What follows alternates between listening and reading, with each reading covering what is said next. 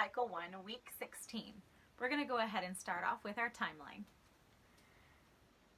Ooh, age of industry, circum 1760 to circum 1969. James Cook sails to Australia and Antarctica. American Revolution and General George Washington. Madison's Constitution and the Bill of Rights. French Revolution, the Second Great Awakening. Louisiana Purchase and the Lewis and Clark Expedition. Let's go ahead and sing these songs. Age of industry, circum 1760 to circum 1969. James Cook sails to Australia and Antarctica. American Revolution and General George Washington. Madison's Constitution and the Bill of Rights. French Revolution, the Second Great Awakening. Louisiana Purchase and the Lewis and Clark Expedition. Let's try that again. Age of industry, circum 1760 to circum 1969. James Cook sails to Australia and Antarctica. American Revolution and General George Washington. Madison's Constitution and the Bill of Rights. The French Revolution, the Second Great Awakening. Louisiana Purchase and the Lewis and Clark Expedition. Age of industry, circum 1760 to circum 1969. James Cook sails to Australia and Antarctica. American Revolution and General George Washington. Madison's Constitution and the Bill of Rights. The French Revolution, the Second Great Awakening. Louisiana Purchase and the Lewis and Clark Expedition. You got it. Let's keep going to the next one. We did our math and we're learning about the area of a rectangle. This is a rectangle and we are going to sing the area of a rectangle equals length times width. For length, we're going to go up like this, and then for width, we're going to go from side to side. Okay, so we have geometry, geometry. Let's learn some geometry. The area of a rectangle equals length times width. The area of a rectangle equals length times width. Today, what we did in class was we used our shakers, our musical instruments, and we had so much fun because we did geometry, shake, shake, geometry, shake, shake. Let's learn some geometry. Shake, shake. The area of a rectangle equals length times width. The area of a rectangle equals length times width. You can also go, the area of a rectangle equals length times width. You got it.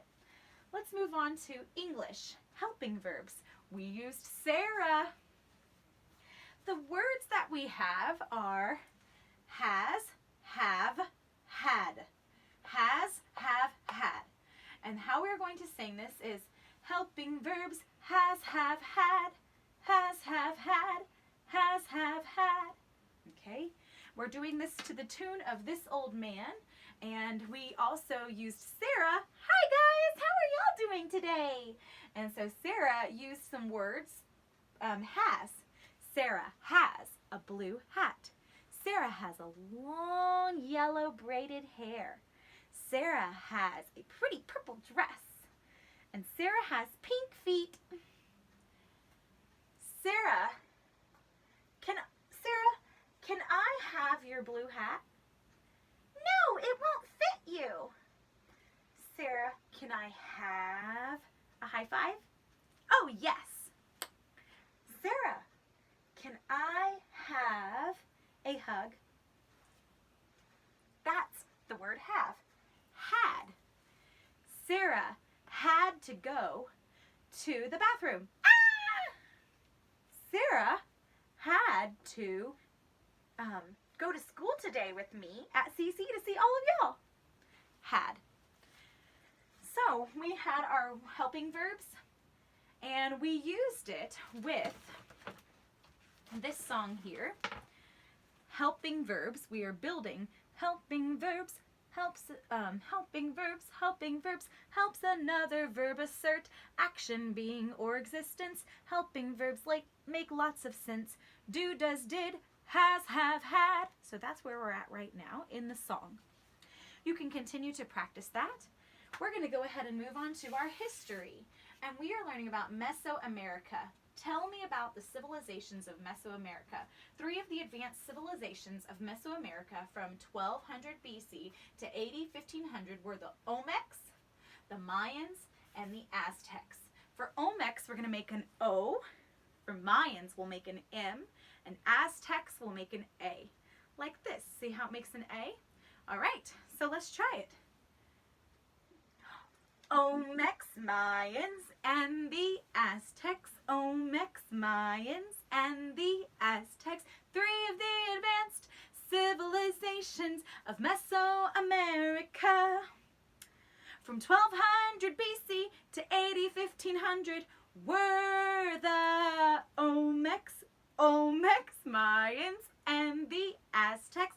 Olmecs, Mayans, and the Aztecs. 3 of the advanced civilizations of Mesoamerica. From 1200 BC to 1500 were the Olmecs, Mayans, and the Aztecs. Olmecs, Mayans, and the Aztecs. That's the song. Latin. First declension noun endings. We are going to have our first declension noun endings. We have I, ah. I, arum, is, as, is. And how this will sound is I, ah.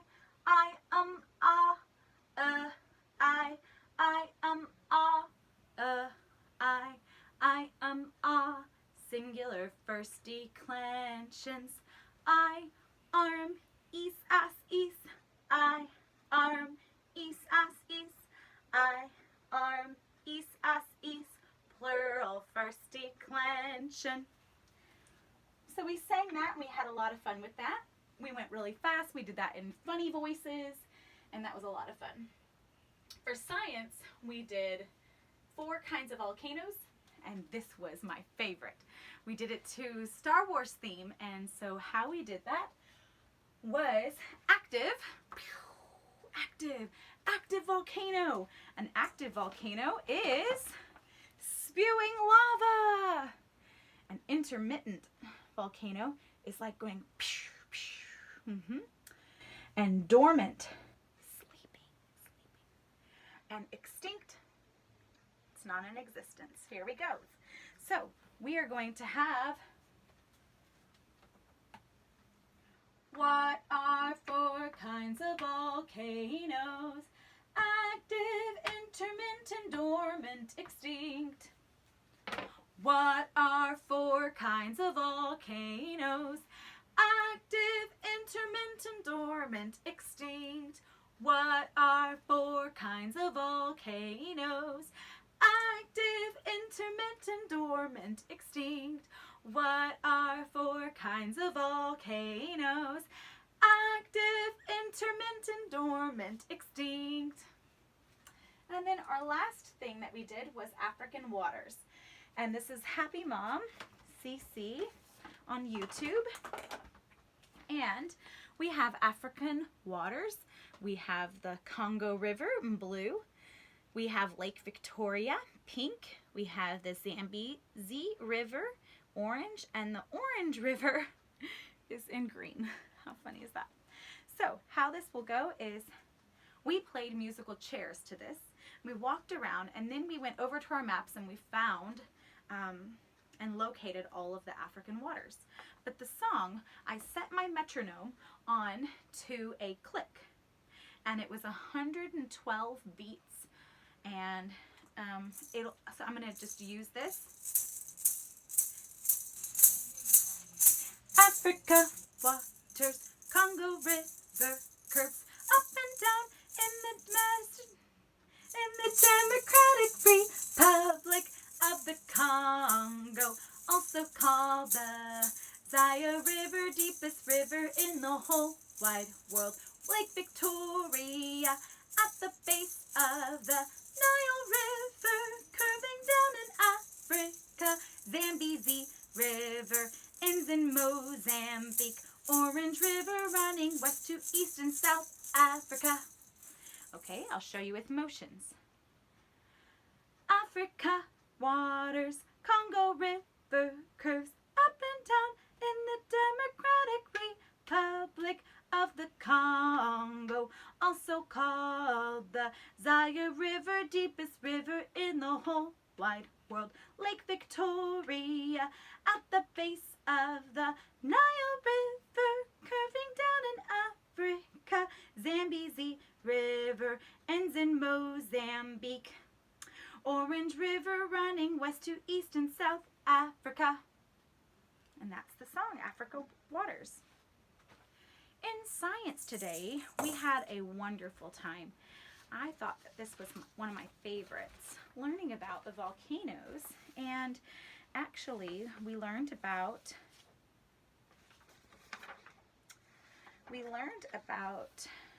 how the earth moves under our feet. And we learned about the plates of the earth's crust. And we drew some hypotheses. We were trying to see what we knew about Earth's layers and different types of rocks from previous weeks. And we also learned, can the ground move in different landforms? And then what we did was we found that I asked the question, do you think a rock can stretch? Why? Why not?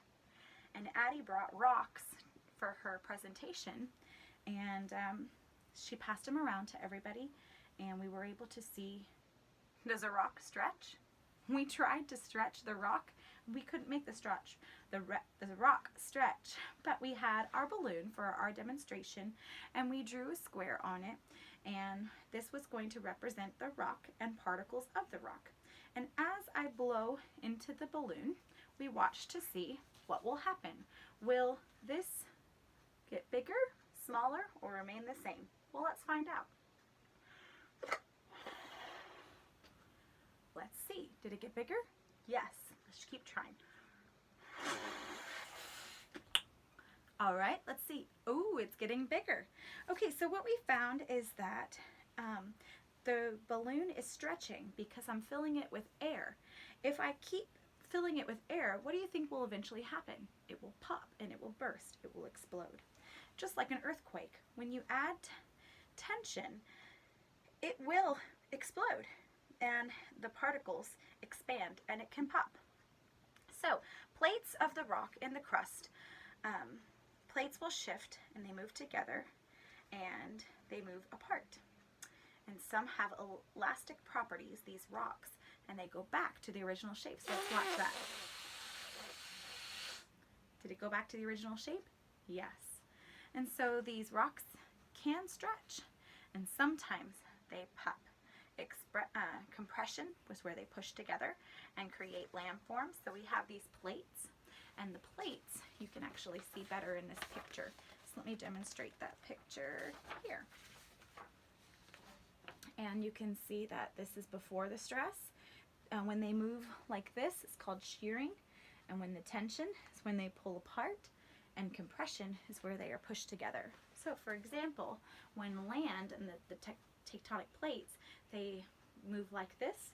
This is called shearing. And when they move like this, it's called tension. And when they come together, sometimes if you push even harder, it makes new landform, and that's called compression. So we learned about stretching, and we also did another experiment, and today we were going to see how melted rock moves inside the earth. and we learned about molten magma and in a volcano. So we said, what is magma? Well, magma is a liquid hot rock. It's melted in liquid form, and it lies in between the mantle and the crust. And we had a tube of toothpaste, this exact one, and magma is moving around, and as I put pressure here, the magma is looking for cracks and fissures and valleys and holes in our crust. And so if I was to take this lid off, like a volcano has the top part, which we'll learn next week, if I was to press here, the magma starts coming out, and when it comes out, it's lava. So that's what we learned, and we watched the toothpaste explode full of hot magma, which was then lava when it comes out of the volcano. And then we found out that when we put the lid back on and there are no holes, the magma moves underneath the Earth's crust, kind of like this, and it moves. If tension's pushed over here, it'll go over here, and if I push over here, it goes over here. And so that's what we learned about. And we also talked about how God, this shows God's amazing power and his amazing majesty of our creation and with the natural happenings. And so we had a great week. We also talked in art about we talked about Albrecht Dürer, 1471 to 1528. And that's a picture of him right there, a portrait. And he paid attention to design and detail. And he used a lot of woodcuts and was a very famous artist of the Renaissance period.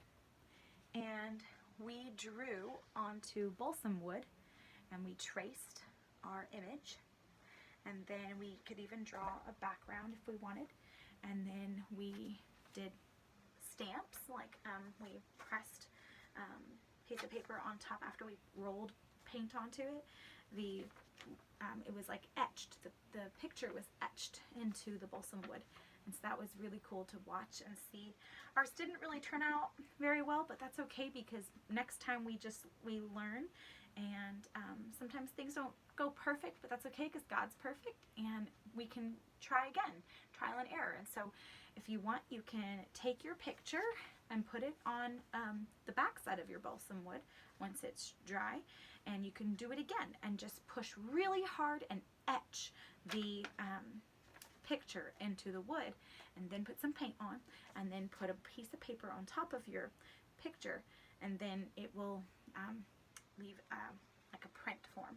But I hope you enjoyed this week, and I'll see y'all next week.